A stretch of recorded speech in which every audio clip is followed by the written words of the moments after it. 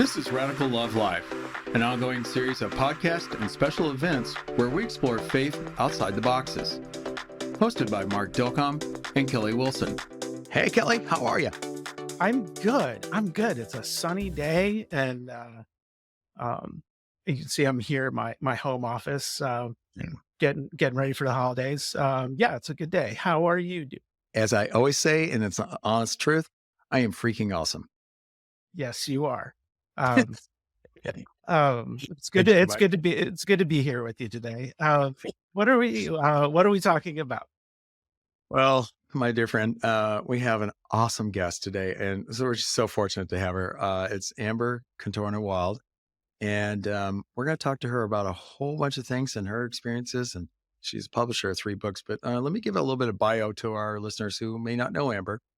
She's a LGBTQ plus advocate and a gatherer of marginalized people. I love that. As a gay woman, she lives with an invisible disability, but she specializes in bringing messages of diversity, hope, and self-acceptance to those who have been pushed to the margins, something that I am very familiar with. She is the host of the Unashamed Love Collective, which we're going to talk about. The collective itself is a safe haven for queer folks and their allies to foster supportive community.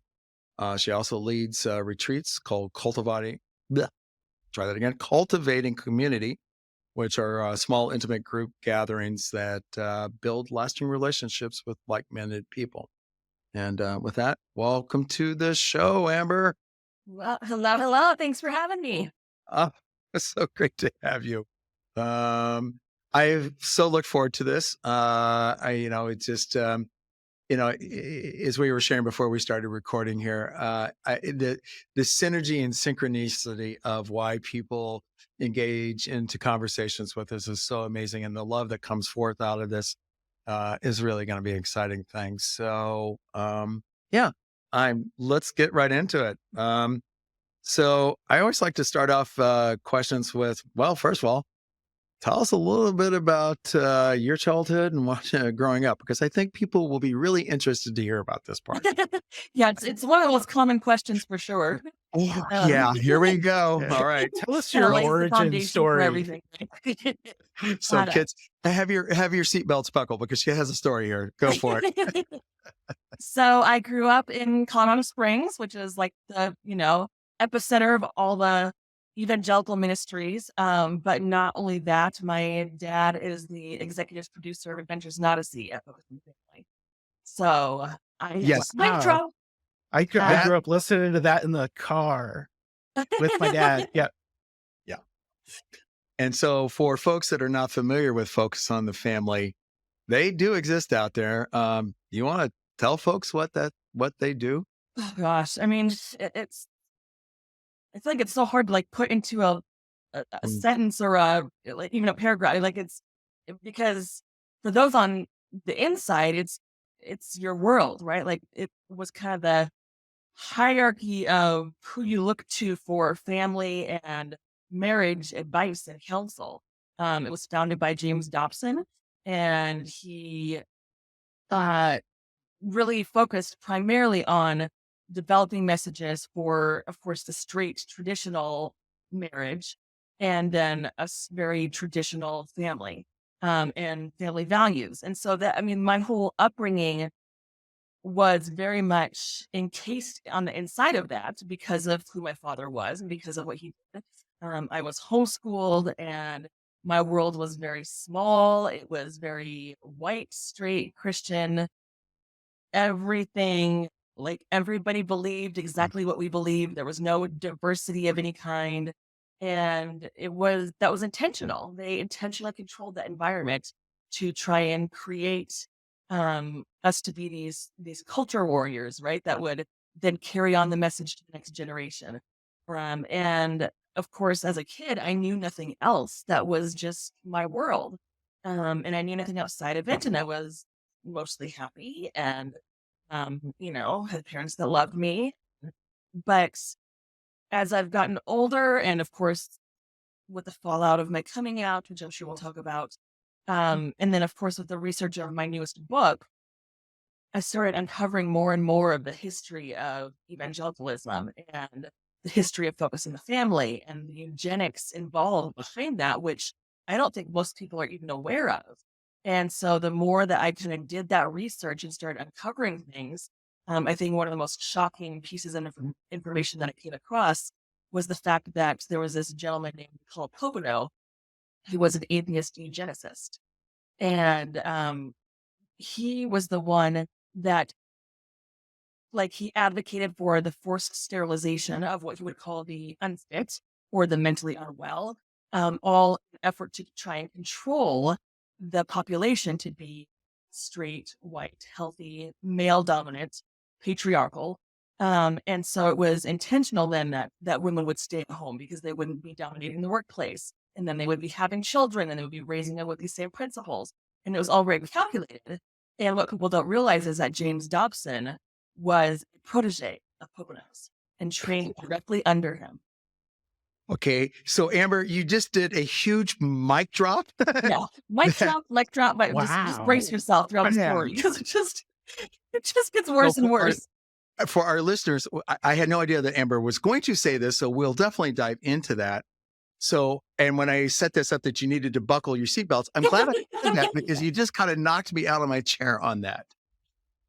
Yeah, it's a lot to absorb. Like, the more I did the research and the more I dove into it, like, the bigger my eyes got and the more I felt like my head was going to explode because I realized how calculated it all was. And I think a big part of me growing up thought, oh, what my dad does making children's radio dramas is harmless, right?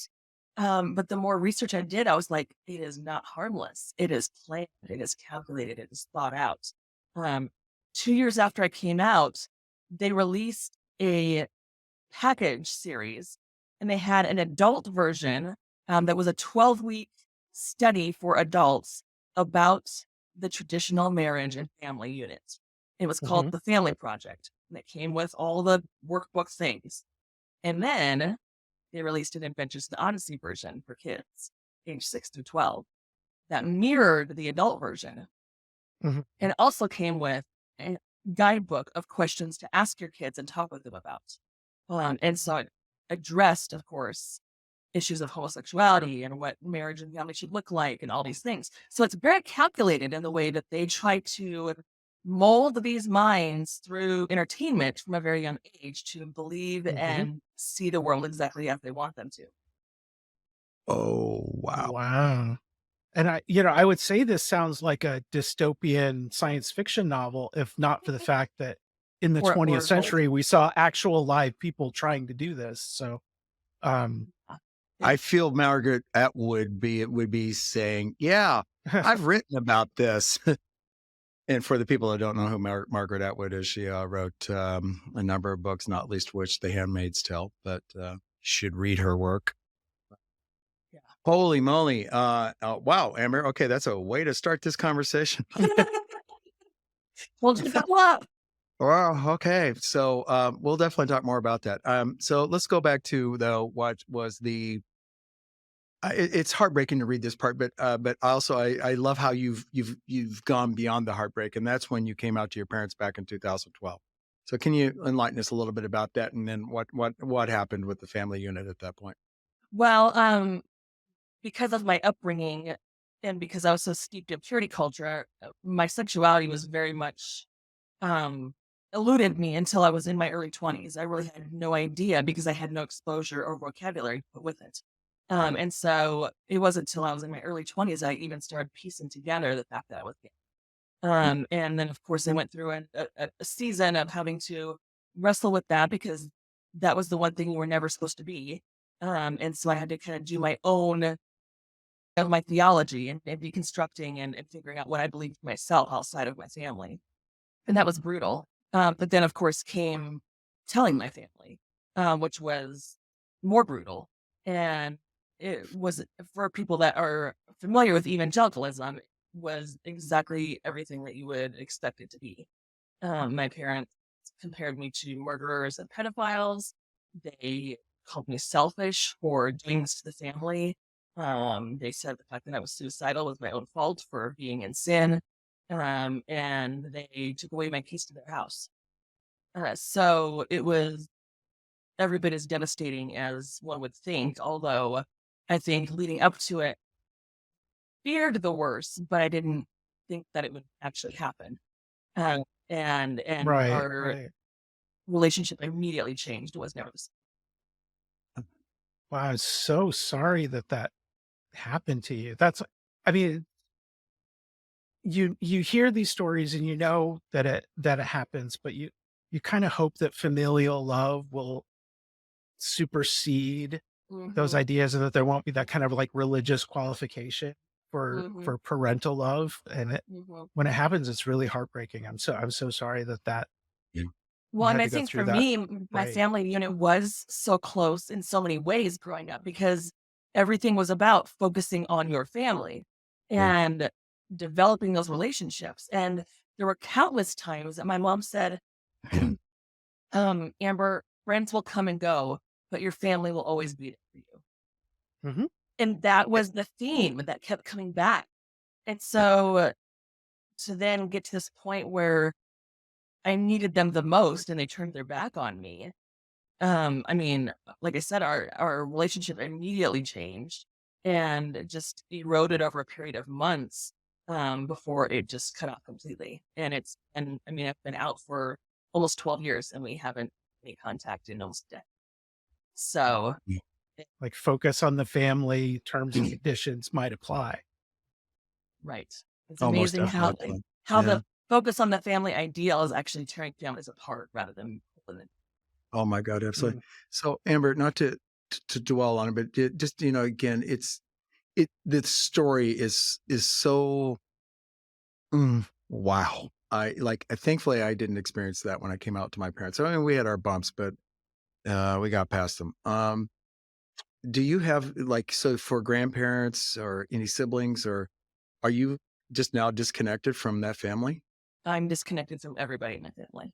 Well, Well, I so do have a sorry. younger sibling, a younger Mm, brother, yeah. but all of my family and relatives were so steeped in that belief themselves that all of my grandparents and aunts and uncles and cousins and everybody cut me off. And so I lost all of my, Were there any attempts to kind of convert you back or yes. Yes. It's amazing how, like, even the relatives you don't know very well or aren't very close to come out of the word works and say that they love you in those moments and how it's their job to like love you back to God, right? And convince you that you're wrong. So yeah, I had some of those. I Mm. had some of like people being nice to my face and then sending me nasty emails afterwards about all that I was doing to the family and how I was ripping them apart and you know, if this were How of God, your selfish of you. family would support you and Yeah. um not one family member agrees with you and that's how you know this isn't from God, you know. Ugh, A lot of guilt, a lot of um manipulation, a lot of passive aggression. My parents would love to have, of course, gotten me into some kind of escape therapy program, Yep. but I fortunately, was just going I to knew ask, better. wasn't that I part of at that? that point, yeah, I Yeah. knew better. Yeah. And So you never did. not a formal conversion therapy program. Okay. However, I mean, people think of conversion therapy only existing within programs. This is But I true. see it Yeah. as a system of belief Yep. that is in our pulpits and around our dinner tables and permeating families, whether you go to an actual program or not. Well said. Because I never physically went to um, escape Exodus or any therapy, one of the other ones. Exodus, Yeah. Family Yeah. Hope, any of that. Yep. However, I was certainly affected by conversion therapy in the place of and the internal homophobia and the fear and the Yep. shame and like to a strong, strong degree. And here we are. So let's it is so hard to even form words that feel authentic because of your experiences. Both Kelly and I have said it. We're so sorry that you experienced that. And it comes from a place of love, and just I just feel the hurt, and yours is a story of many. Like, this is not just one person or a few. I know folks that are dear friends to mine, including one that went through the actual conversion therapy. And thankfully his life is restored, and yeah, he has a he survived is the best way to say it, Yeah. and it actually flourishes. So it's not even survival; it's flourishing. But I'm going to ask you a question because you clearly, as you've gone forth in your life here, uh, when did you start to sense a call that you were going to help other queer folks deal with the trauma that they are experiencing? Well, I came out in 2012, and probably somewhere mid 2015, I started kind of feeling that. Hmm. And then what happened is I actually sat down with a transgender pastor and Mhm. told my story. And I was like, I feel like I'm supposed to do something like this with this, but I don't know what that looks like or how to proceed, or, And they kind of sat and just poked and prodded and asked me a series of personal questions. I didn't really know them, so I'm not quite sure I didn't know what direction they were going or what they were looking for. And then they sat back and just looked me dead in the eye and they said, Amber, embedded in your identity is responsibility to deal with. And that just sank into my spirit and never left. Ah, And so that kind of propelled me forward to start sharing my story, and then start using my story as a um, conversation piece to help queer people feel less alone in their stories, because it's not just my story. This mm, is in your common story of hundreds of thousands of queer people all over the world. So using my story as a beacon of hope, but also to create conversations as a catalyst for change, and show the importance of inclusion. And that's, and here you are. Um, you mentioned that you're author of 3 books and you're working on a fourth, which we're going to talk about. I well, going through 2 of those books, there's Unashamed, which is a guide, right, yes, for queer folk, and we're going to talk about that in a minute. And then also your most recent book that's out is Out of Focus. Um, I looked at your dedications, and they're actually not to any one individual, which okay, that's typically people do have like a specific person or 1 or 2 people. It could be a spouse or somebody else, but you write it a little differently. And I'm going to read what you put in one of them. It is so powerful. And that's why I wanted to share it with all the listeners. So your dedication is to every LGBTQ person who has wrestled in isolation, who has felt the sting of rejection, who has been scarred by religion, or who has lost family in the name of love.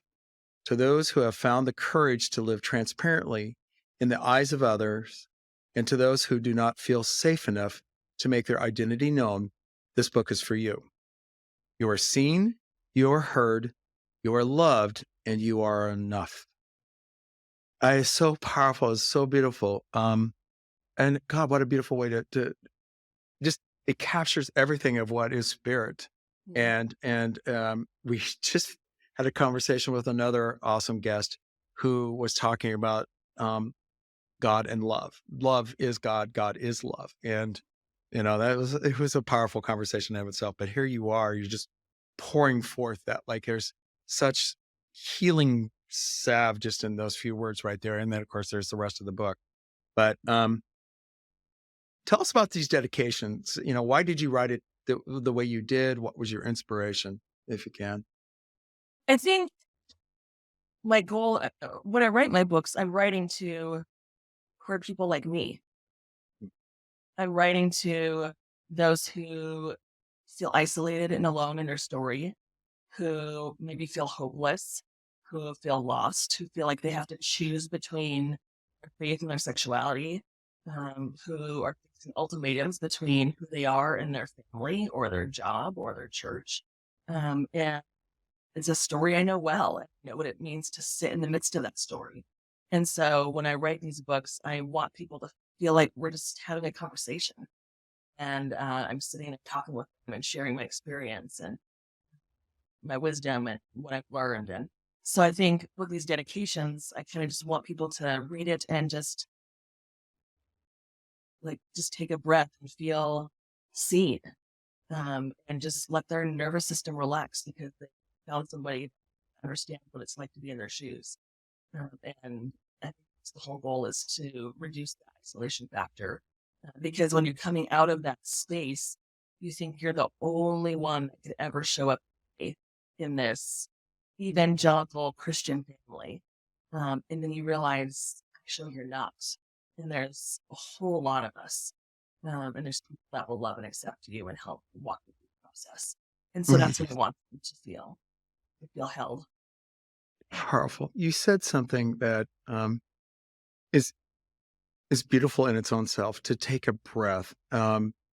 Because when we're traumatized, I was traumatized, you were traumatized. So trauma sets us on edge, right? Where we We're become always holding our reactive. breath. We're always Yes, holding it we're in. always holding our We're breath. We're watching. Yeah, always, always. always. It is so hard. That's one of the hardest things for me in this journey that I've been on, is to quit being on edge. Just let the breath out. And I do it through meditation and that's my building. Certainly I make progress, but I am also a work in progress. Yeah. And thank you for saying that, because a lot of people really don't, even though so many of us are traumatized as part of the human condition. And of course, there's many levels and many reasons why. Most of us don't even understand, how to put language to the trauma, or what does it do to our bodies, the physiological elements of that, just to always be on like edge and just, We don't and just, even realize that we're holding our breath until somebody tells us, breathe, right, just breathe. like breathe, breathe, Right. And please then breathe. and then the tears of relief come, Yes, Yes. or yes, the, whatever yes. And that's what I the want. I feeling want that you people to haven't open the allowed. book and instantly feel safe with me. Mm. Just breathe and relax. And if they don't have anywhere else in their world where they feel safe to be themselves, I want them to feel that in the moments that they're reading my book. And that's what putting those pages. So let's talk about Unashamed, coming out guide. And is it having the impact that you hoped? It is, yeah. It's been really amazing to see it, what actually prompted the start of it, because I had actually written my first book, swore I'd never write a book again, Okay. ended up at a conference with my book table next to a publisher, and she kept eyeing my book all weekend, and I was like, don't even talk to me. Not a Never chance. again. And then in that same weekend, I led a workshop on coming out to non-affirming. And when Q&A came, the room was packed, probably several hundred people in the room, standing room only. Opened it for Q&A, and I kid you not, half the room shot their hand in the air. And there was this audible gasp of like the sea of hands.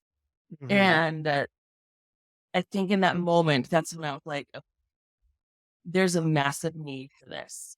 And so I kind of took all the most commonly asked questions that I was getting and just turned it into a guide, using some of my story, but also other people's stories, that gave me permission to include a piece of their lives, and just created this holistic approach to coming out, from a faith-based perspective, starting with demolishing internalized homophobia and where that comes from.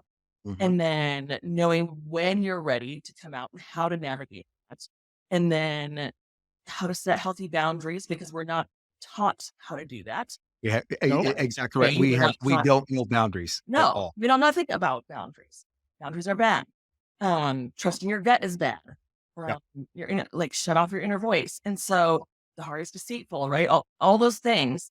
And so teaching people to actually listen to that inner voice and to tune in, to set healthy boundaries, to manage self-care, to learn to love themselves, how to navigate difficult family relationships, how to navigate grief and loss that comes with that process. And so that's kind of what Unashamed was. It was actually very easy to write because all the material was there. It was different than a memoir about my own personal experience. It was just a holistic, collaboration of our experiences, and just setting it up in a way that made sense to people. It's just very practical. And at the end of every chapter, there's just a short snippet for parents and allies and family members of like, how can I support my loved one through this phase right here? What can I do that would be helpful? And just Oh, a that's short little great. snippet of a few things. And so it also like helps guide parents and allies through the process of how to support for people that are in the process. That's that's awesome. And I can tell you as a parent of a queer child myself, I those kind of resources are always Mm-hmm. super helpful because we find ourselves kind of navigating those family Basically. situations as well. I have a question that's more of we've been very emotional here for a few minutes, so it's more of an intellectual pursuit. I'm a Bible scholar myself, and I know that for a lot of people, um, who are not affirming, and even for some people who are queer themselves but grew up in the church, that there are some scriptural, some understandings of scripture that they gotta get over Mhm. to be able to, to be able to be truly affirming. And I'm always curious of how different people's journeys work in that fashion, like how you wrestle with the clobber passages and interpretations that would be restricting, but aren't really true to our authentic selves. Well, thankfully, we have a lot of really good resources now that we didn't have 10, 15 years ago. And so I feel like that, in a way, makes it easy Hmm. because it's laid out very clearly through resources like Colby Martin's Unclobbered is one of my favorites because it's very down Hmm. to earth, very practical, going between his story and the clobber passage back and forth and helping Yeah. people navigate that very approachable way that's not overly academic. Yeah. um, David Gushie's Changing Our Mind is another great one that walks people through. I appreciate his allyship and he's had a lot of clout in the evangelical world. So for him to be an ally and speak to that, I think is very helpful. And Kathy Baldock's work, I think, is extremely transformative in the work that she does and the research that she's unearthed with the documentary 1946 coming out and her Hmm. forthcoming book. All those things make it so much easier than trying to navigate it yourself in a world where there aren't any resources. The internet hasn't caught up to connect us all yet. All those things. Like now we have podcasts like this, and we have organizations for parents like Free Mom Hugs, and we have um, places where queer people can go and be with other queer people of faith, and we have great books. So I feel like it's and not that the inner wrestling is any less challenging, but the access is so much more abundant. And I think that makes the process so much easier than it was for me when I was trained. That's amazing that those resources are there, Mhm. and that Yeah. to the point where people can specialize, that Right. you don't have to do it all yourself, like be the Bible scholar Hmm. and the Hmm. evangelist and the Hmm. minister and the therapist and the Yeah. self-healer, but that in community, that there's now enough of a community being built that that people can have different focus, which is Yeah. great. Thank you for that. Yeah. I love that. Um, your faith. I'm sure it's been challenged. You could say that. You've had You could say you've that. had one or two crises in there. Well, just like you. Just- Where where are you in your faith journey at this point, if you don't mind sharing a little bit? Well, I've deconstructed a whole lot. My faith looks very different now than it used to.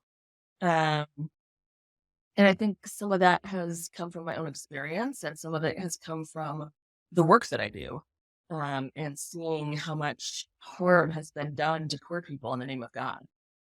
So I think there's value in spirituality. I think there's value in the divine, but I don't think that that has to happen inside the structure of a church building. You could find God anywhere. And I love personally being out in nature or walking a labyrinth or having meaningful conversations with people like this. Those things are deeply meaningful and feed my soul.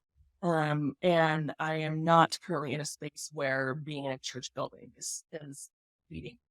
That I've gone through different phases. I've done the like, I want to be queer and still in a church thing. And I think something about the time period of the pandemic.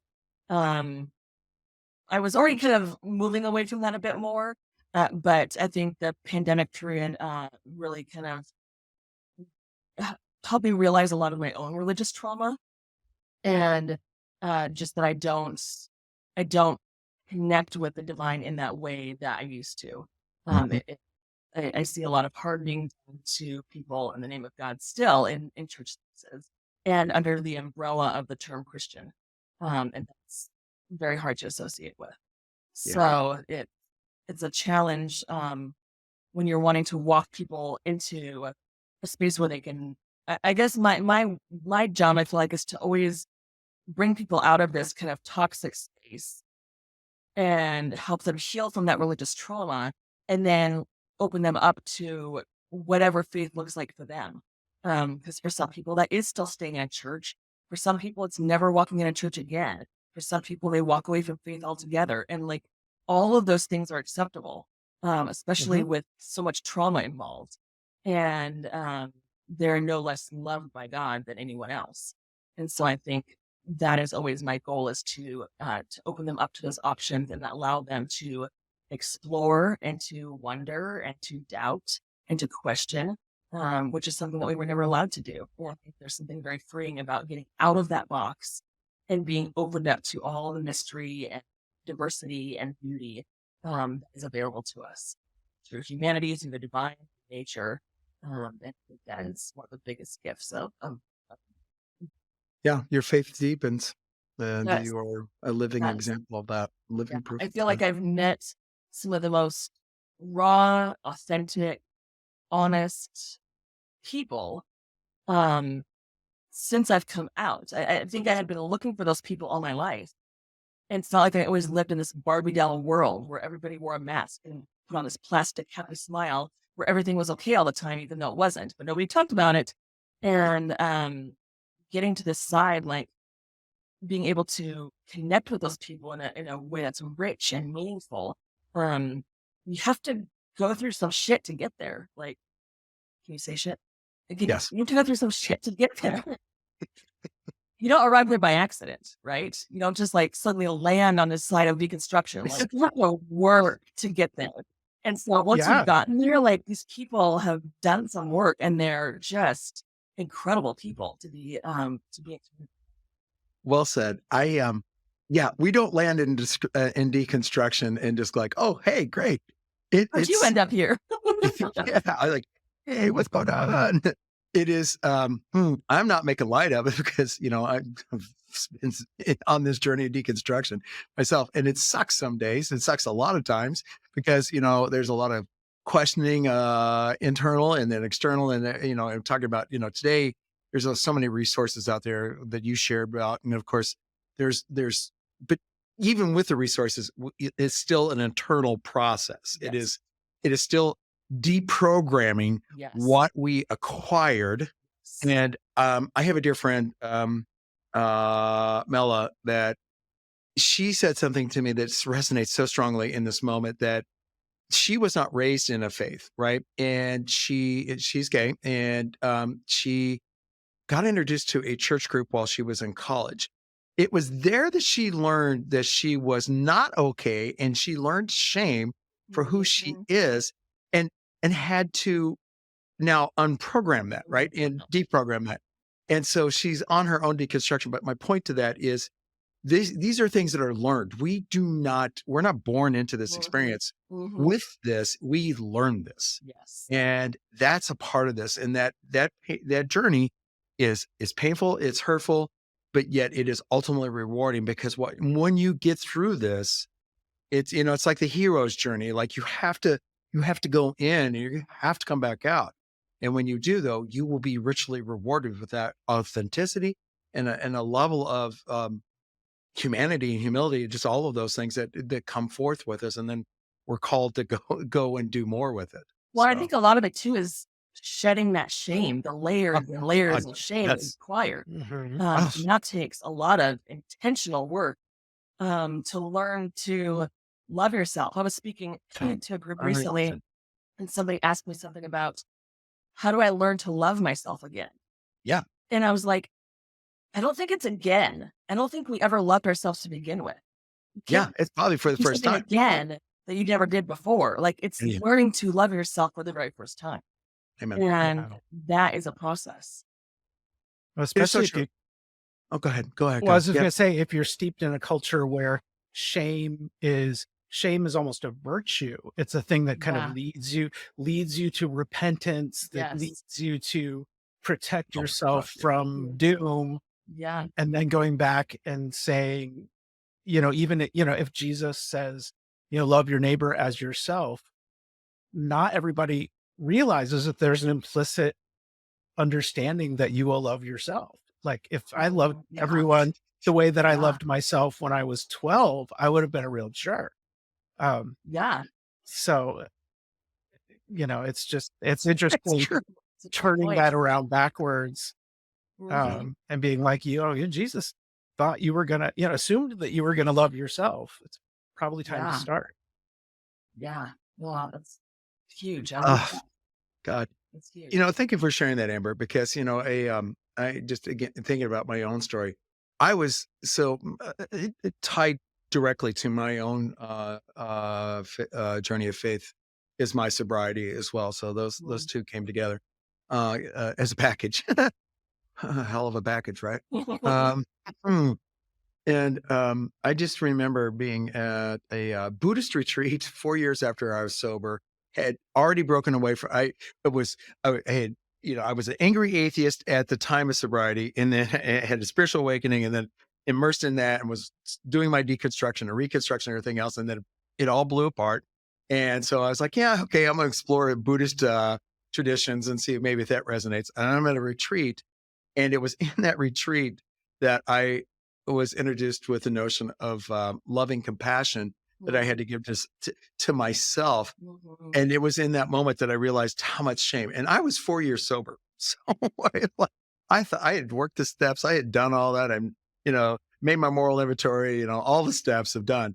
And I was like, holy smokes. I had no idea how much shame I was Yeah. carrying with me still in Mhm. that time. Yeah. So I think that like, as I was writing and like examining my life, I just realized every area of like every aspect of my life and everything that I had ever struggled with was rooted in shame. yeah. And like to see how like everything that you ever felt bad about or anything you ever hated about yourself or that you struggled with, like all of it was rooted in shame.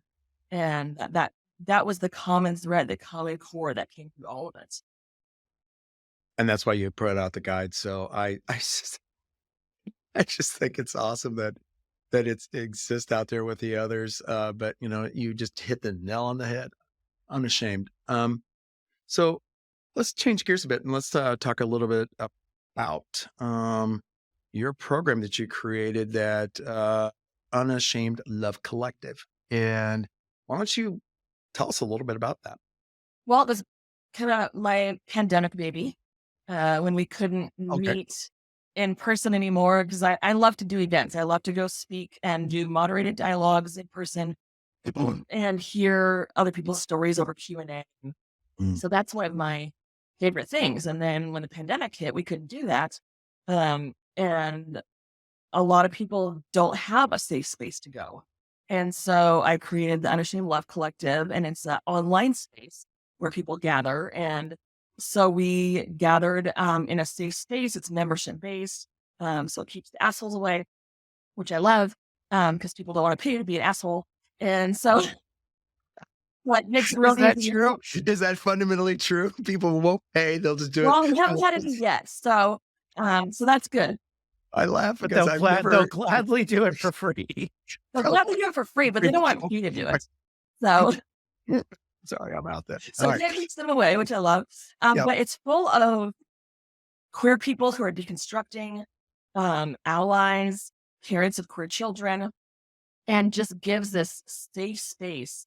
Because some people maybe don't have an affirming faith community near them, or they don't have somewhere where they can go and be understood in this way. And you can come into this space and everybody just gets it. Because most of them are all from some kind of evangelical or conservative faith background. And so they just feel instantly seen. Like we had an older lady join a couple months ago.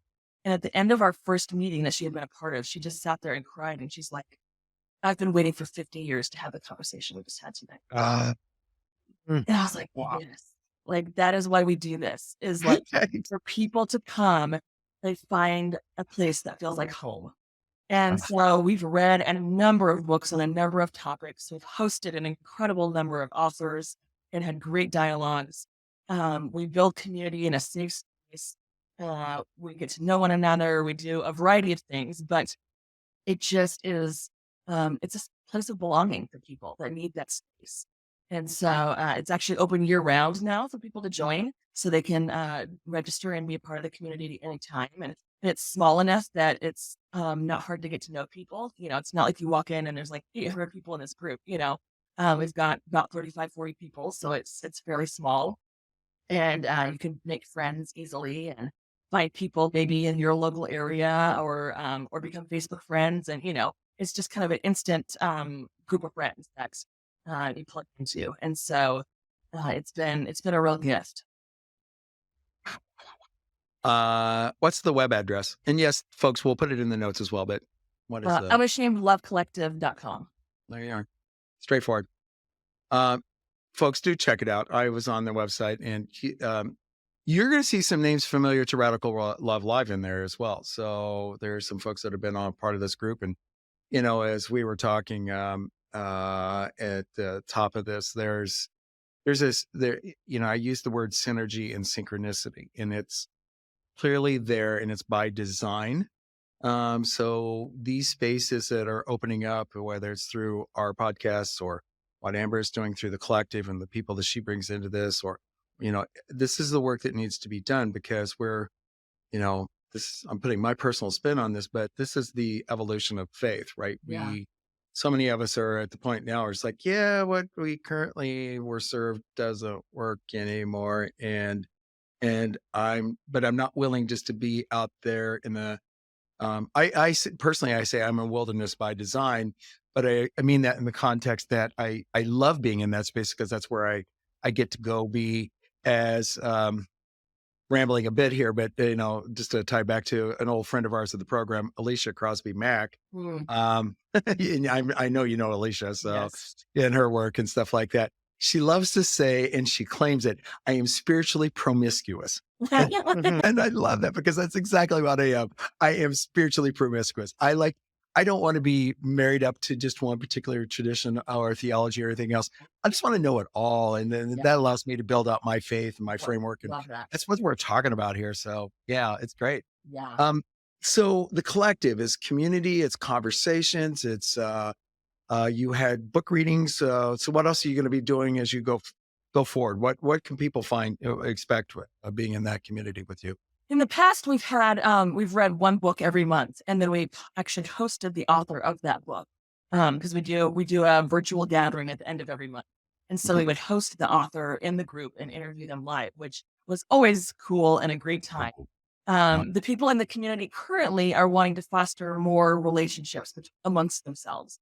And so we've kind of pulled back and downsized our books to 3 books a season.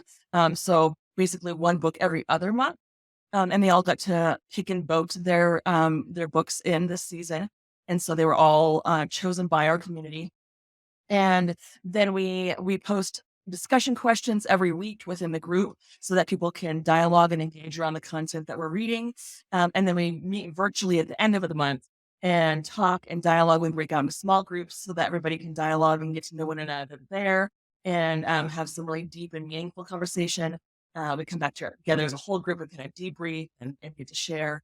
And so, so we're kind of taking a bit of a different spin right now. And some of the things we're doing, we always do a fun, like, Secret Santa at Christmas. That's been one of our favorite things that we do every year, so that people that don't maybe have family or a place to connect, or give and receive gifts, can do that in this space. And so it's one of people's favorite events that we do. So it's our fourth year doing it, I think. So it's been some of those. We've hosted some really great trainings. We had a great training on non-binary awareness a couple months ago, and that was really well done and great to learn about just different aspects of not only queer identity, but other marginalized identities. We've done stuff on anti-racism. We've done stuff on mental health. We've done stuff on boundaries. We've done, so just trying to not only talk about deconstruction all the time, but also these other aspects of our lives where maybe we didn't get the instruction that we needed, or we want to learn so we can be better allies to other marginalized groups. And so trying to always kind of expand and grow our understanding of ourselves and the world around us. Wow. I want to sign up. I'm going to be Sure. a Yeah, I Sign do up. too. you Yes. will see me soon. I love it. I just freaking love this. It's wow, so nurturing. You said something though that I'm gonna go back just for you were talking about the Secret Santa, and I just had a moment of heartbreak because you said something, and it so do you find people in your community that this is their only their enlighten me because I just like I said, I just felt a heartbreak for a moment. I would say I would say we're probably about 70% LGBTQ and Yeah. about 30% allies and parents. Yep. Um, but it is a very common story that the people in that group have been ostracized from their family to some degree. Ah, So for some of them, this may be the only gift exchange they have, or one of the only, or maybe they still go home to see their family, but it's super awkward and they're misgendered all weekend, or they have to go ah, alone because their partner can't come, or, so even if they're not completely estranged from their family, it still comes at a cost, and to be in relationship with that family. And so I guess it just goes back to like, this is the safe space for them to be, and this is a safe space for them to belong. And so even at the beginning of our meeting last month, we just opened up with a few minutes to talk about the holidays for anybody that needed to share something or wanted to share something that was either good or really, really hard because, excuse me, because maybe they don't have a place to process that. Maybe their holiday was really difficult, but they don't have anywhere to talk about it. Or maybe they have things that they're thankful for because they just got married, but they can't tell their family or they can't bring the person home. And so it's an awkward thing to say that they're thankful for, or, so those kind of things. We just open up space that they don't have anywhere else to be able to process and feel Wow. support. Cause it's not, we sit there and we're like, well, we're not going to fix it. We're just going to hold space for you. And I'm sorry. And yeah. for you. And the Yeah. way that Another these people show up for one another, I think is one of the most beautiful things. absolutely. We've had people that have gotten married and other people have driven across country to come and be at their wedding. And we've gotten people that maybe just met in the group last week, but one of them was being evacuated for a hurricane. And another one's like, well, I live 2 hours north, they can come stay with me. And so it's just been really beautiful to see the lasting connections that have been formed out of this group, but like truly deep, meaningful relationships. Love at work. Oh, it's amazing. The journey from at the beginning of our conversation, you were talking about that kind of like dry, sterile definition of family Mhm. that organization was trying to define and establish. And now you're talking about this kind of richer, authentic, just real, like people kind of creating or finding Yeah. their own people. Yeah. It's I'm grateful that that you're doing that work. Beautiful space. It is a beautiful space. The world is better because of what you're doing. We're getting close to wrapping up our time together, Amber, and I had a couple more questions, and this one's not a fun question. It's not directed at you, but it's just you're what you're doing, and we see our culture and our society in not a very good space, and I'm being too kind to even say it that way. Let's just call it what it is. It's a very dark space for a lot of our queer family members. Where do you see our biggest priorities? How are we going to get past? What do we need to do? Like I just World peace. it's like it almost sounds like a Miss America question, but you you're in touch with this community. You have your own experiences, and where's the fire in your belly that's saying this is our call to action? Well, I think for queer people, it's teaching them to love who they are Mhm. and know that they're worthy of love and belonging. Mm. Like really truly know that in the gut of who they are. And for the rest of society to come alongside and just love. It's a big part of the stance that I took in my book that I just released, Out of Focus, because that tells my story, but it's also a cultural analysis, Yep. of the time. And part of the reason I took the stance that I did in outlining a lot of the things around eugenics and the history of evangelicalism and the harms of culture and conversion therapy and the importance of mental health. Like the reason I took all that stance was to kind of call out the complacency and the complicity of institutions that are doing harm to queer people in the name of God. And I think that is what's got to stop. And that's where we've got to do the work is to end that harm. Um, and to end religious trauma for queer people Mhm. and to just love and radically embrace. Give them a place of belonging. Wow. So for the listeners, when you hear me laugh like that, it's not because I find it funny. The laughter comes from the deep resonance. Like you feel the communion of what she just said there. That is what this is about, right? It's about allowing opening the space up for people to love themselves innately as the divine beings as they are, Mhm. and know that we have a mission to end this religious trauma. It cannot continue, not just for our queer family, but for all of us, but in particular for the Amen. queer family. We are the ones that are at the end of that sharp stick that is used against, what is defined to be holy or not holy. And so that time is way, way, way, way over due in recognizing that and bringing it into that. Yes. Wow. So Amber, in the couple minutes we have left, what else you got going on? You've got the collective. You say you love to speak. Where do people find out about what you're doing? Putting yourself out there. You've got Where do people go? What do you got going on? Well, find my website's the best place to kind of get all the things. Yep. AmberCantornaWylde.com. I'm sure that'll be in the show notes, but Yep. Well, that's kind of the best place to get information on all the things. I'm actually launching a coaching program in January so cool. that all these people that come to me with stories just like mine Yep. and are looking for advice and support can actually get that now in more than just a couple of minutes or an email. So I'll have one-on-one coaching available so that they can get, 6 weeks, 12 weeks, one session, whatever it is that they're looking for to help get support and somebody with, this experience to come alongside them and just help guide them, be a listening ear, support them where they are in their journey. So that is up on my website now. And people can get information about that now, and it'll be starting in January. So the coaching is on there.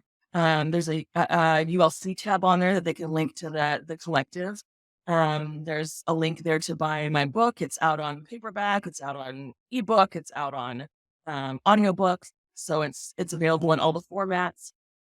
And then I'm speaking and booking things for the new year. So if you live in a community where you would like me to come and share my story or have a talk like this, either virtually or in person, you can reach out to me on my website there, get in touch.